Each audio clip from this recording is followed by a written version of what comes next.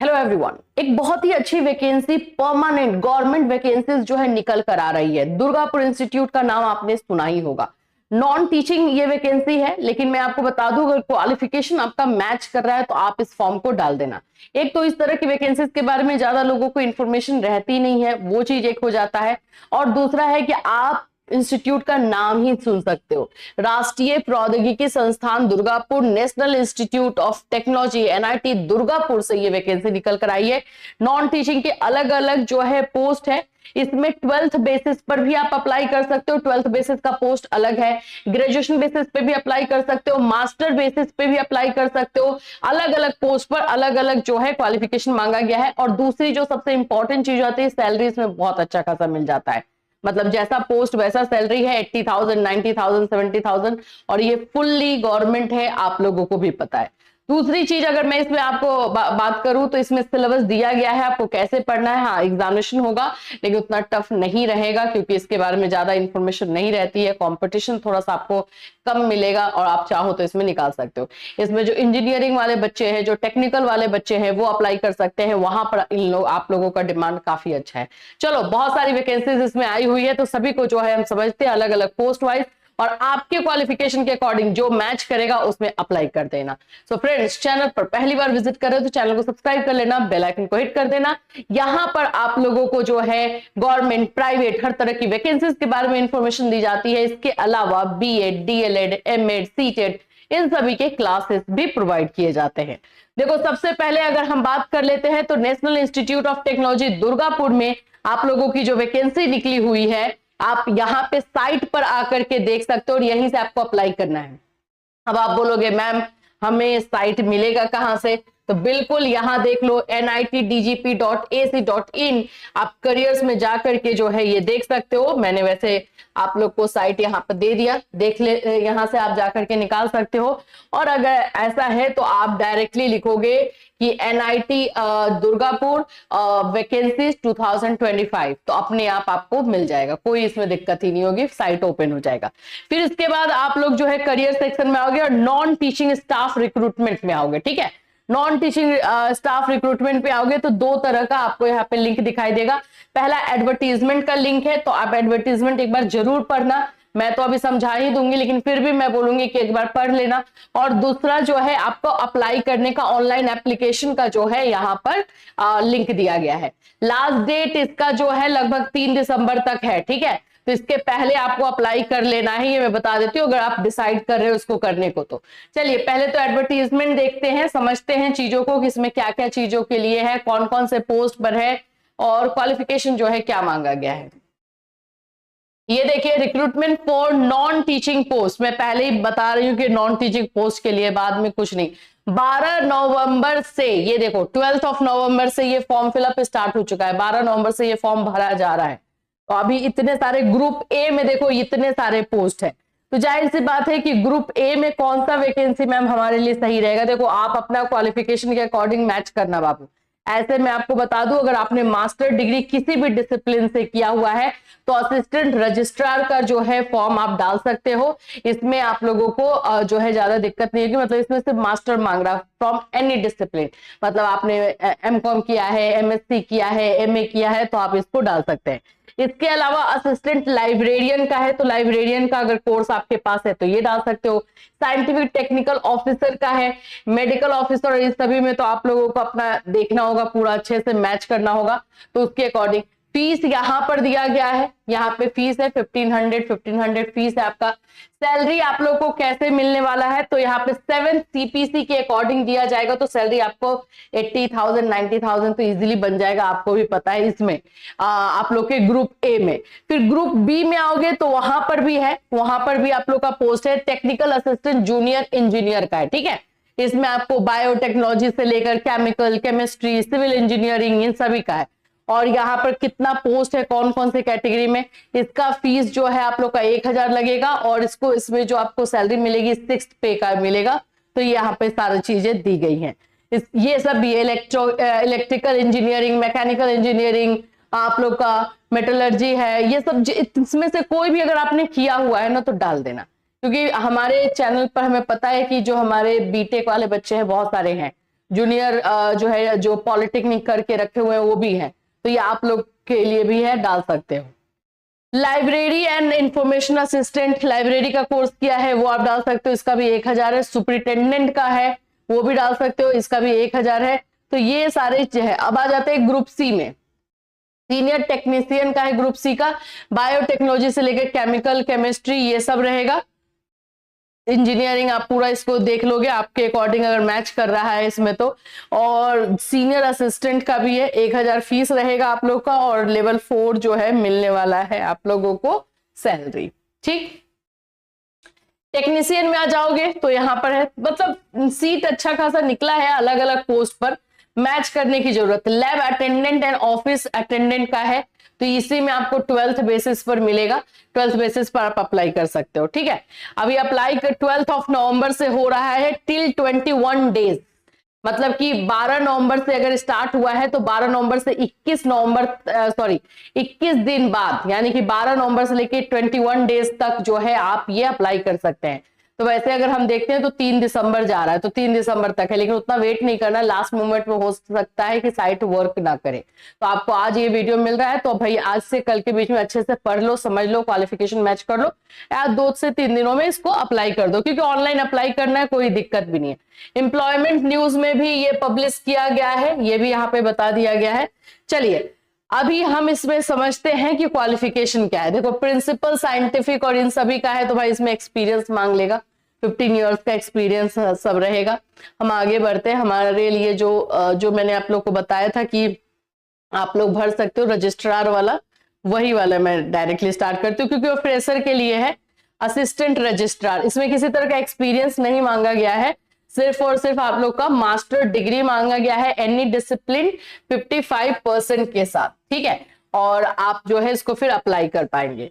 इसमें आप लोग का एज जो क्राइटेरिया बता रहा है कि 35 से ज्यादा नहीं होना चाहिए, और यहाँ पर बाकी सारा है डिजायरेबल है, मतलब कंप्यूटर ये सब का आपको थोड़ा नॉलेज होना चाहिए।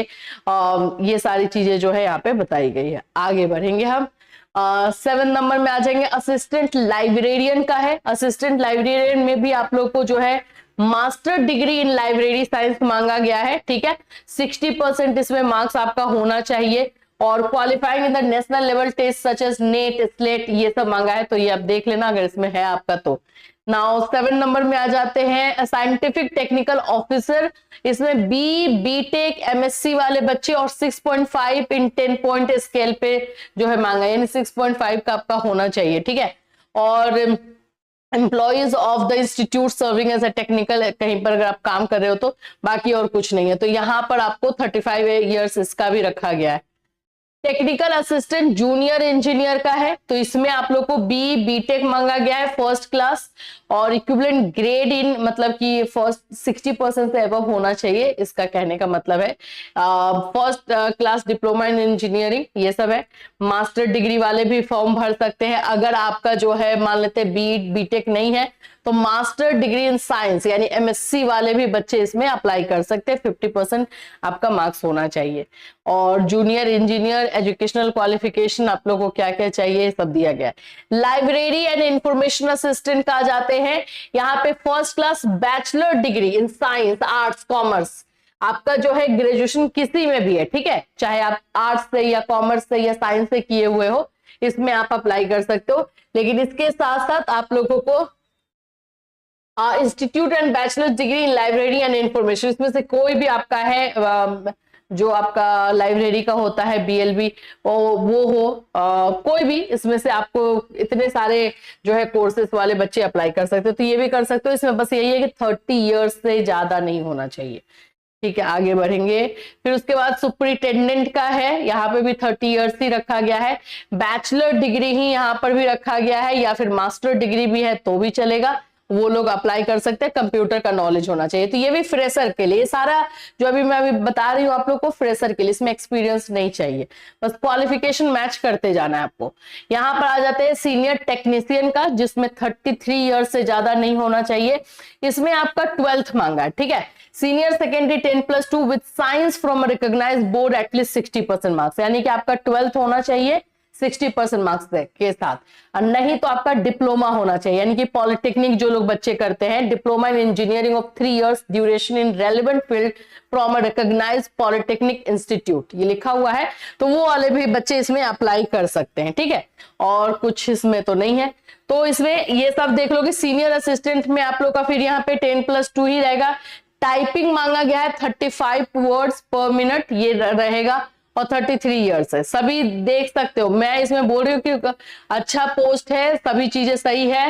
लैब अटेंडेंट, ऑफिस अटेंडेंट है, सीनियर सेकेंडरी इसमें सिर्फ चाहिए, यानी कि 12th पास है आप, तो आप इसको अप्लाई कर सकते हैं। 27 इयर्स मांगा है। ये सारे पोस्ट पर आप देख करके अब उसके बाद आप क्वालिफिकेशन भी लिख दिया है, एज भी लिख दिया है, और आपके अकॉर्डिंग जो मैच कर रहा है उसको अप्लाई कर देना है। इसमें अगर मैं आप लोगों को बताऊं, सारा ये पढ़ लेना एक बार, ठीक है, एक बार रीड कर लेना, जो है कोई गलत नहीं होगा। हम इसमें बात करते हैं कि अप्लाई करना जब है तो आप लोगों को ऑनलाइन ही अप्लाई करना है, कहीं और से नहीं करना है। फीस भी वहां पे मैंने बता दिया कि किसमें कितना फीस लगेगा।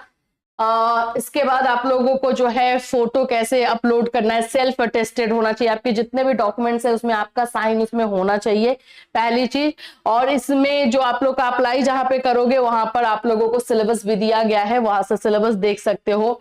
और डॉक्यूमेंट्स आपका सब certificate to be enclosed produced होना चाहिए, सारे डॉक्यूमेंट्स। यहाँ पे डॉक्यूमेंट्स आपका 10th का लगेगा, सर्टिफिकेट चाहिए होगा, और हायर सेकेंडरी यानी 12th का लगेगा, मार्कशीट और सर्टिफिकेट। फिर यूजी, पीजी, आईटीआई जैसा कि आपका क्वालिफिकेशन में मांगा जा रहा है वो आपको देना होगा। और अगर आप SC/ST कैटेगरी से बिलोंग करते हो, submit self attested copies of the caste certificate, वो आपको देना होगा। तो बस यही है। चलो अब देख लेते हैं हम लोग कि इसको अप्लाई कैसे करना है। फिर से अब हम चलेंगे साइट पर, ठीक है। 13 जो है पेजेस का ये पूरा एडवर्टीजमेंट है, ज्यादा का है नहीं, आप लोग समझ के चलेंगे तो आराम से हो जाएगा। अब इसको अप्लाई करने का लिंक यहीं पर है, नॉन टीचिंग रिक्रूटमेंट 2025, यहाँ पे नॉन टीचिंग में आओगे तभी ओपन होगा, ठीक है। ऑनलाइन एप्लीकेशन, इसमें क्लिक कर देंगे। जैसे इसमें क्लिक करोगे तो यहाँ पे देख रहे हो syllabus annexure A and syllabus annexure B, यहाँ पे दिया गया है। इस पर क्लिक करके आप सिलेबस जाकर के देख सकते हो। सिलेबस आपको वहां पर जो है मिल जाएगा कि कौन कौन से सब्जेक्ट पढ़ना है, क्या पढ़ना है, ये देखो। यहाँ पर आप लोगों को प्रिंसिपल के लिए जो है क्या क्या सब्जेक्ट है, आपको क्या पढ़ना है, कितने मिनट का होगा, 90 मिनट से 100 नंबर का है, कौन कौन सा आपको टॉपिक पढ़ के जाना है, ये सब दिया गया है। तो सिलेबस आप एक बार जाकर के गो थ्रू हो जाएंगे। अगर आप लोगों को सिलेबस की जानकारी चाहिए होगी तो आप कमेंट कर देना, हम लेकर आ जाएंगे। सिलेबस एनेक्स्चर बी का यहाँ पर है। अब आपको अप्लाई यहाँ से करना है। तो पहली बात है कि अगर आपने इस साइट पर कभी भी लॉगिन नहीं किया है तो सबसे पहले तो क्रिएट न्यू रजिस्ट्रेशन पे जाना है, click here for new registration. अब आपको यहाँ पे अपना डिपार्टमेंट यहाँ पे सिलेक्ट करना है कि आप किस पोस्ट के लिए अप्लाई करो। जैसे मैंने बताया कि असिस्टेंट रजिस्ट्रार हम लोग ले रहे थे। फिर उसके बाद से आप लोग को यहाँ पर नेम आपको डालना। अच्छा, नेम अपना सही सही डालोगे क्योंकि ये सर्टिफिकेट से आपका नेम आपके फादर का नेम मैच किया जाएगा, उसमें प्रॉब्लम हुआ तो दिक्कत है। फिर अपना कैटेगरी डालोगे। फिर उसके बाद से यहाँ पर परमानेंट एम्प्लॉय ऑफ NIT है तो डालोगे, और नहीं है तो नो कर दोगे, ठीक है। फिर सबमिट करोगे। जैसे ही सबमिट करोगे, जैसे ही आप लोगों को सबमिट करोगे उसके बाद से आपको रजिस्ट्रेशन के लिए लॉगिन जो ID होता है आपका वो मिल जाएगा, और आपका पासवर्ड जो क्रिएट करोगे वो सब हो जाएगा। तो इसके बाद आप लोगों का रजिस्ट्रेशन हो गया। अब उसके बाद से आपको लॉगिन करना है। तो मान लो कि जो आप लोगों को मिल गया है एप्लीकेशन नंबर, वो एप्लीकेशन नंबर डालोगे, पासवर्ड डालोगे, फिर सबमिट करोगे तो लॉगिन हो जाएगा। फिर आपका फॉर्म ओपन हो जाएगा जहां से आप लोग को फॉर्म भरना है, ठीक है, जिसमें आपके डॉक्यूमेंट्स डालने हैं, जिसमें आप लोग को पर्सनल डिटेल डालना होगा, और वो सारी चीजें जो है इसमें अप्लाई करनी है। तो इस तरह से आप लोग को अगर सही लगता है और आपके क्वालिफिकेशन के अकॉर्डिंग मैच करता है तो NIT दुर्गापुर में आप बिल्कुल अप्लाई कर सकते हैं। और डिटेल इंफॉर्मेशन चाहिए, जैसे सिलेबस से रिलेटेड आपको क्वेश्चन है, क्वेरी है, तो वो भी कमेंट कर देना ताकि हम सिलेबस भी बता दें। वैसे साइट पर जाकर के सारी चीजें आपको मिल जाएंगी। फिर मिलूंगी, till then take care everyone.